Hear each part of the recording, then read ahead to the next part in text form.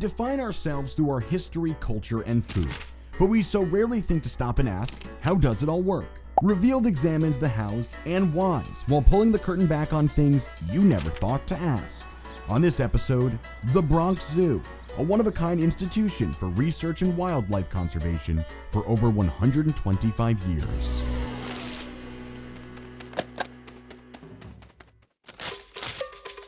We're the largest urban zoo in the country. We have a very diverse collection. Approximately 11,000 animals, over 600 different species. This is a zoo that lives within a forest.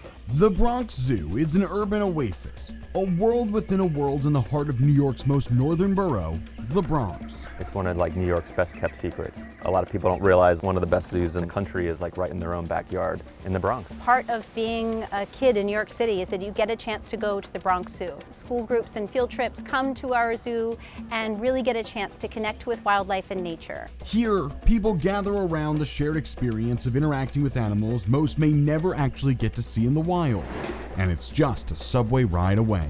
As a kid, I never thought that I would be saying that I could do pouch checks on a tree kangaroo. I spend 40 hours a week with them. I'd say all giraffe are a little strange. From its humble beginning more than a century ago, the zoo's mission has always been to inspire, educate, and preserve wild animal habitats.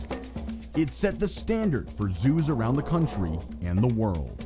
And the people who work here dedicate their lives to a mission of conservation. I think the Bronx Zoo is like a gateway to all different types of stories. It demonstrates the passion that people have for animals, for wildlife. It demonstrates what could happen if people really committed to conservation. We're in a section of the Bronx that we're across the street from the Botanical Garden. We're basically across the street from Fordham University, adjacent to Arthur Avenue, so we're a hub. You know, I grew up in the Bronx, and I always liked to be outside. I always liked nature. I always liked animals. And as soon as I got to be 14 and I could get working papers, I started working part-time in the children's zoo. I quote Jimmy Buffett, this is a part-time job that lasted 50 years. I never left. The Bronx Zoo is maintained as a living textbook of zoology. New techniques in exhibition are constantly explored.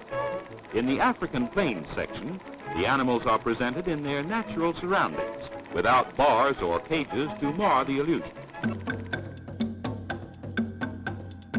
This exhibit opened in the Bronx Zoo in 1941, and it was one of the first major attempts to show animals in a really naturalistic setting as they live in the wild, with educating people as far as predator and prey. And this is what you'd see on the plains. Different species of antelopes and lions. And for most of the people in the city of New York, this is the only opportunity that they're going to get to see this. The Bronx Zoo is 125 years old this year, and I've been here for 51 of those years. We have our 2 Malayan tapirs. What I've seen stay the same is the commitment to the animals, the commitment to keeping animals well. You just have this amazing view of this exhibit with these silver leaf langurs. It's one of my favorite views exhibits in the park. The commitment to developing these amazing exhibits that teach people and inspire people. The concept of a zoo goes way back to ancient Egypt, where pharaohs kept private menageries, basically collections of animals to showcase their wealth and power. As time went on, these private collections evolved into more structured exhibits, but it wasn't until the 18th and 19th centuries that zoos as we know them began to take shape. The first modern zoo was established in Vienna in 1752. Fast forward to 1874 when the first true zoo in the US opened in Philadelphia, setting the precedent for other cities to follow. But those primitive zoos would be unrecognizable to a visitor from the 21st century. Before this, a lot of zoos were just menageries. I mean, it was just taking animals and putting them in a situation where people could come and look at them. In fact, a lot of zoos were privately owned by the wealthy. Newspaper mogul William Randolph Hearst's castle in California contained one of the world's largest private zoos. The only zoo that New York City had was the menagerie at Central Park, right by the Arsenal. and that was a very small space. Animals were displayed in small, cage-like enclosures, designed more for public entertainment than for animal welfare or education. The Bronx Zoo's story begins with the founding of the New York Zoological Society in 1895. They were a group of naturalists and conservationists who saw the need for a place in New York City where the public could experience and learn about animals in a more naturalistic setting. Animal conservation was a cutting-edge concept, so much so that the founders of the zoo were not who you expected. The founders of the organization were hunters. They were sportsmen, but they were also conservationists. And they were concerned with the unregulated exploitation of wildlife and wanted to guarantee that animals were managed properly and also managed in a way that they would be sustained for future generations. It was a bold experiment at a time when New York was growing rapidly. Central Park had just been built, and parks were popping up across the city. They scouted 4 different sites: Pelham Bay Park, Van Cortlandt Park, Crotona Park, and Bronx Park South, and settled on Bronx Park South because of the unique qualities. The fact that there's this old hardwood forest here, huge patches of glacial rockwork. We have New York's only freshwater river that runs through the park, the Bronx River. I mean, it had qualities that none of the other parks had. The city acquired 640 acres in the Bronx through the New York Parks Act. It was divided between the New York Botanical Society and the New York Zoological Society. Construction began in 1898, the same year the Bronx became a borough in the city of Greater New York. The zoo's layout and architecture were designed to emphasize spacious naturalistic habitats, setting a new standard for zoos at the time. The zoo was slated to open in July 1899, but snowstorms the previous winter halted construction. When it finally did open, it was received really well. The zoo officially opened its gates on November 8, 1899, featuring 22 exhibits and over 800 animals. The zoo opened to more than 2,000 visitors that first day, and by the end of the year, just 2 months later, more than 90,000 had visited the park. When the zoo first opened, there were very few buildings. It was the aquatic bird house and the reptile house. And the reptile house is still open and operating in that original capacity today. William Temple Hornaday was an American zoologist and a pioneer of wildlife conservation. He served as the original director of New York Zoological Park. Hornaday's work set a precedent for modern conservation programs and established the Bronx Zoo as a leader in wildlife protection and research. He was very involved and responsible for bringing the bison back from the brink of extinction. 30 to 60 million bison lived in North America when the first Europeans arrived. In the early 1900s, only a few hundred bison remained in the wild due to overhunting. Hornady began acquiring bison for the zoo, and by 1903, the zoo is home to 40. The zoo launched a breeding program to restore their numbers. In 1907, Hornady introduced a herd of 15 bison to the plains of Oklahoma, marking one of the first successful conservation efforts in the U.S. Today, there are more than 20,000 bison in conservation herds. Over the years, the Bronx Zoo has become a global leader in saving endangered species. In 1903, it was the first in North America to exhibit snow leopards and has since celebrated 80 births, more than any other zoo. The zoo once captured animals from the wild, but that's something that's no longer done. All of our animals are bred in zoos and exchanged with other zoos. Zoos like this one are part of global networks, like the Association of Zoos and Aquariums, which helps organize the exchanges. Think of it as a sort of dating app and matchmaking service for the animals. The breeding of zoo animals is managed like a stud book for pedigree dogs or racehorses. It's not random. I mean, there's somebody who sits down and looks at this and says, you know, this tiger that's living in the Bronx Zoo is a great genetic match with somebody who's living in Sacramento. And then the decision is made, you know, who's going to move from the Bronx to Sacramento or who's going to move from Sacramento to the Bronx. There's a lot that goes into running a zoo that people have no idea of. My name's Carrie. I'm a senior wild animal keeper here at the Bronx Zoo. And this is Polly, our female tree kangaroo, and she also has a joey in her pouch. This is the second of its species born to Polly at the Bronx Zoo since 2021. She really likes yams and corn. Plantains are like an extra special treat. Ah, it's a good girl. The tree kangaroos are not very common in zoos in the US. The Bronx Zoo is one of the few that has a successful breeding program right now since 1976. And we've had 8 joeys in that time.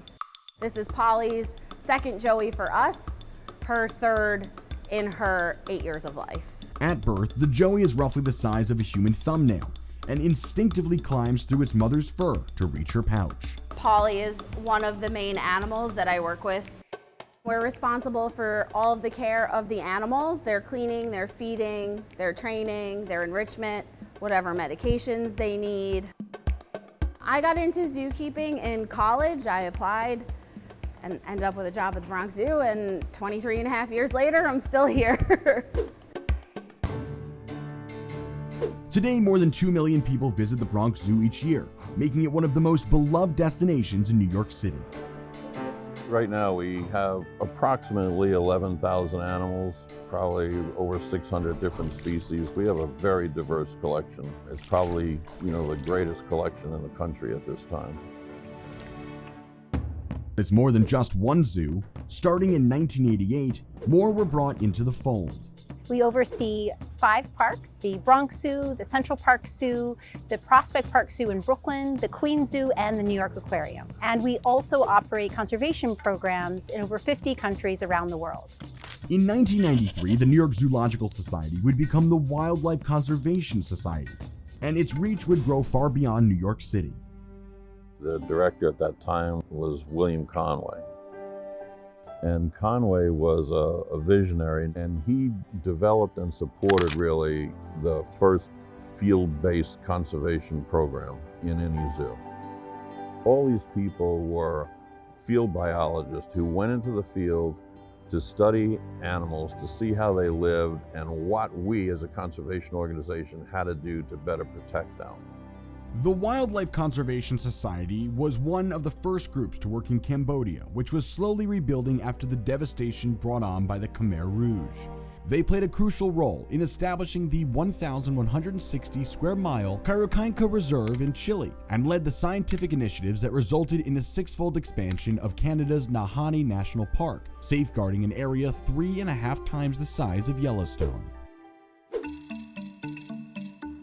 I think one of the most unique things about the Bronx Zoo is, one, its size. The exhibits that we have are by and far recognized as some of the best zoo exhibits in the world. But it's the way we exhibit animals. It's the amount of animals that you can see here. It's the variety of species that you can see here. These nyala are such beautiful animals, and the white stripes that they have are actually camouflage. You can see how well it works when the sunlight comes through the trees and that broken light pattern. It helps them disappear and hide from predators.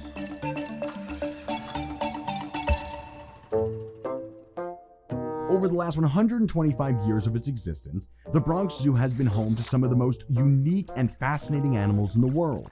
This was the first zoo in America to house 2 adult Komodo dragons in 1926. They became the first to feature okapi in 1937. And it was the first U.S. zoo to exhibit paired David's deer in 1946, when it began a breeding program for the species. So we're in front of the Père David exhibit.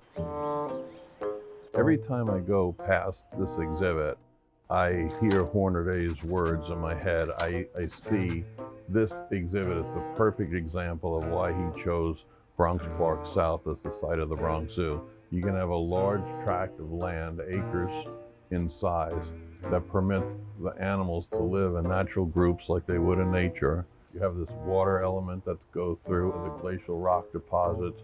This is everything that Hornaday envisioned what the zoo should look like, and the way that we should be exhibiting animals in natural settings as they occur in nature. Some exhibits, such as the giraffes, are a mainstay. Helen Keller even paid them a visit in 1922. It wasn't until 1982, when the Carter Giraffe Building opened, that they could be seen year-round and up close. Here, you want this? People are always impressed at how big they are, how charismatic they are. They're A very strange animal, especially to see up close. So they eat about 20 hours a day, so they always have food in front of them. They probably get about 50 pounds of hay a day between all of them. We have 5 in the herd right now. I spend 40 hours a week with them. They all have very different personalities. I'd say all giraffe are a little strange. That's just their demeanor. They're prey species, so they can be a little bit aloof. I've always loved animals, and I think I was about 13 years old when I realized it could actually be a career. The Giraffe Encounter exhibit allows visitors to get close to these towering animals. The zoo uses its giraffe exhibits to educate the public about the threats giraffes face in the wild, including habitat loss and poaching, as well as other uncommon trivia. A group of giraffe is actually called a tower. They have an 18-inch long tongue, and it's prehensile, so they can grab things, so their tongue is like a hand for them. So they'll just wrap their tongue right through the different obstacles we'll provide them. So we'll give them like wind chimes where they can kind of make noise and kind of move objects around with their tongue. My favorite part of working with giraffes, I think just building a relationship with them. They are kind of nervous to begin with. For them to get to a point where they trust you, they like familiarity, they like routines. Central to the zoo's mission is education, opening its first wildlife education department in 1929. The education program here at the Bronx Zoo is actually turning 95 years old. Since the beginning, the Bronx has been integral to the work that we do. Many kids live in this urban cement jungle, but are encouraged to visit a real jungle here in the wilds of the Bronx. We recognize that we are stewards of this beautiful parkland and space, and we want to ensure that communities who are our neighbors come in and get to explore this space and be a part of it. So there might be a program based on exploring habitats and really understanding all the components of the habitat. A teacher could easily teach that in the classroom, but they come here to the zoo and they can go and they can explore the rainforest, or they can go and see what it's like to be on the savannah. Central to that mission is the Bronx Zoo's Children's Zoo, which opened in 1941 during World War II and quickly became a crucial educational space for children. This delightful collection of small animals brings eager young folk face to face with their favorite nursery rhyme characters. Peter Rabbit, Baa, Black Sheep, and many other old friends. The Bronx Zoo is actually free for all New York City school children. School groups and field trips come to our zoo and really get a chance to connect with wildlife and nature. When it opened, school trips were limited due to fuel rationing, but soon those limits were lifted and groups started to show up in large numbers. By the end of the year, over 113 guided tours for school classes were scheduled. The Bronx Zoo's rescue efforts reach across the globe to nearly 60 countries, but it sometimes takes calls closer to home. The most notable rescue that we made here was when we took a full-grown tiger out of an apartment in Harlem. When we got down there, we saw the police presence. We worked with emergency services. Our veterinarians made the drug cocktail for the tranquilizing dart. Emergency services tranquilized the cat through a window, and we went into the apartment and removed the cat. The tiger was named Ming and eventually lived out the rest of his life in Ohio before dying of natural causes in 2019. One of the most iconic parts of the Bronx Zoo is one not many often see. One of my favorite areas in the park, believe it or not, is the formal entrance at Rainy Gate Fountain Circle, just because it's just so spectacular and formal. We're at the Fordham entrance to the Bronx Zoo. This is our formal entrance that we use for really professional visitors. It's marked by this stunning bronze gate we call Rainy Gate. Built in 1934, the gates mark the north entrance of the Bronx Zoo. They are crafted in the Art Deco style by the renowned sculptor Paul Manship, who is also the man behind the Prometheus statue at Rockefeller Center. The gates honor Paul James Rainey, a big game hunter and conservationist. And while some may be surprised that a hunter be tied to a zoo, it was actually more commonplace during the time. They wanted to create this amazing zoological park, the best zoological park in the world. I think the Bronx Zoo is like a gateway to all different types of stories. It demonstrates the passion that people have for animals, for wildlife. It demonstrates what could happen if people really committed to conservation. It also is really just a beautiful example of New York City in terms of the diversity of people. You can come here and you see all different types of people from around the world. There's so many different languages, so many different makeups of people, and they're all coming together to have a great time. People who might not have the opportunity to travel to far areas of the world, they can come here to the Bronx Zoo and they can still learn about like an endangered tree kangaroo, which most of us are never going to see in the wild. And why are zoos important? Because people need to have a connection with nature. More and more, we're just isolated. There's a sense of community with the people who work here. There's a sense of community with the people who come here. Nature is extremely important to the health of the planet and to our own well-being. Preserving nature, preserving species, preserves options for the future. We don't know what the future is going to bring. So the harder we work to preserve options, the better off we're going to be in the future.